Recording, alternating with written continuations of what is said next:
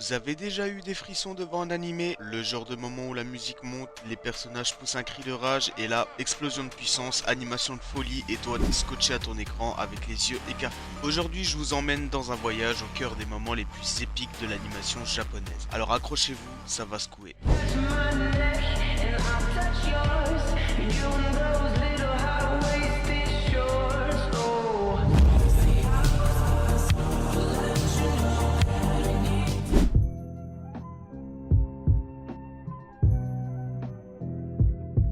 En numéro 1, Goku qui se transforme en Super Saiyan pour la première fois dans Dragon Ball Z. On commence par le moment fondateur des power-ups dans les shonen. La première transformation de Goku en Super Saiyan. La planète Namek est sur le point d'exploser, Freezer se croit invincible et là, il tue Krillin. Et c'est là que tout bascule. Le ciel s'assombrit, le vent se lève, la terre tremble et Goku, fou de rage, pousse un cri qui résonne à travers le cosmos. Ses cheveux deviennent dorés, ses yeux virent au vert et l'aura dorée explose autour de lui. La musique s'arrête et le silence est remplacé par le grondement de sa nouvelle puissance. À ce moment précis, Freezer a compris qu'il avait grave merdé. Et nous, on est juste resté bouche bée face à cette scène. Ce n'était pas juste un combat, mais c'était la naissance d'une légende.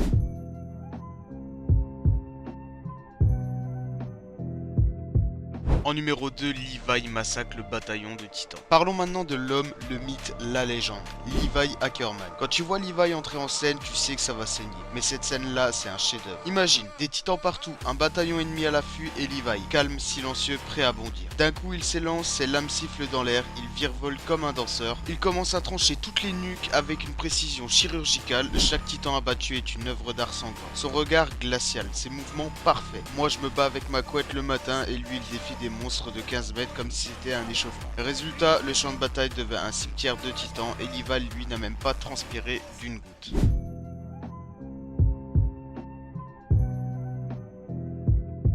En numéro 3, Luffy qui active le Gear 5 contre Kaido. Ah là là, vous vous rappelez de ce moment où Luffy a littéralement pété les lois de la physique? Le combat contre Kaido, c'était déjà du lourd, mais quand Luffy active le Gear 5, on change carrément de dimension. Son corps devient élastique à l'extrême, son rire résonne comme un tambour de guerre et soudain, il attrape la foudre. Oui, oui, vous avez bien entendu, le mec prend un éclair à main nue pour frapper Kaido avec. C'est pas un combat, c'est un cartoon version divinité. Kaido, pourtant une bête de puissance, se retrouve complètement dépassé. Luffy rebondit partout, ses attaques défient toute logique et chaque coup est une explosion de couleurs et d'énergie. Oda nous a offert un moment historique dans le monde des animés et franchement, qui s'en est remis?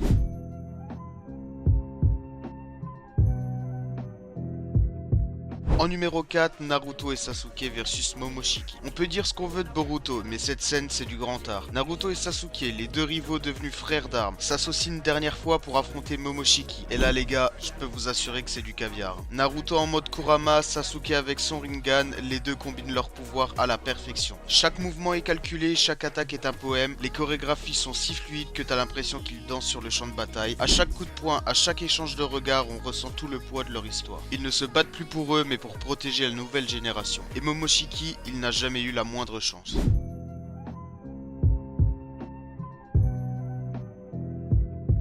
En numéro 5, Gon devient adulte pour venger Kaito. Ok, là on change totalement d'ambiance. Ce moment il est sombre. Gon, notre petit héros au cœur pur, bascule dans la rage et le désespoir. Pour venger Kaito, il est prêt à tout sacrifier. La transformation est lente, douloureuse, son corps grandit, ses muscles explosent et ses cheveux touchent le plafond et son regard, il est totalement vide. C'est plus le Gon qu'on connaissait, c'est une machine de destruction prête à tout pour écraser Pitou. Quand Pitou réalise ce qui se passe, c'est trop tard. Gon ne parle plus, il frappe et chaque coup est un cri silencieux. Ce n'est pas un combat, c'est une exécution.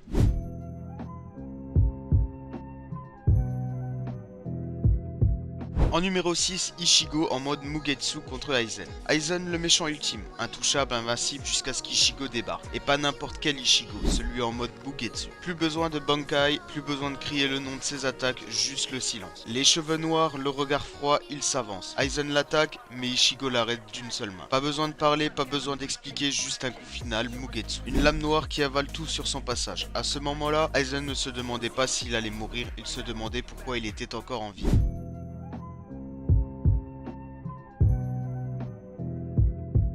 Et en numéro 7, dernier moment et pas des moindres, Tanjiro face à Rui. On est dans un shonen classique, et pourtant cette scène transcende tout. Tanjiro est à bout de force, Rui est trop puissant, et puis la danse du feu divin commence. La musique s'élève, les flammes dansent autour de sa lame, et chaque mouvement est d'une beauté hypnotisante. Le fil rouge traverse l'obscurité, les lames s'entrechoquent, et Nezuko réveille son pouvoir pour protéger son frère. Et voilà, c'était mon top 7 des scènes les plus épiques des animés. Est-ce que vous avez ressenti les frissons et est-ce que vous êtes d'accord avec ce top? Bien entendu, il y a énormément d'autres scènes qui auraient pu rentrer dans ce top, mais malheureusement je pouvais pas faire une vidéo avec top 100 des meilleures scènes d'animé. Mais en tout cas, dites-moi vos scènes préférées en commentaire, lâchez un pouce bleu et surtout continuez à rêver devant ces chefs-d'œuvre.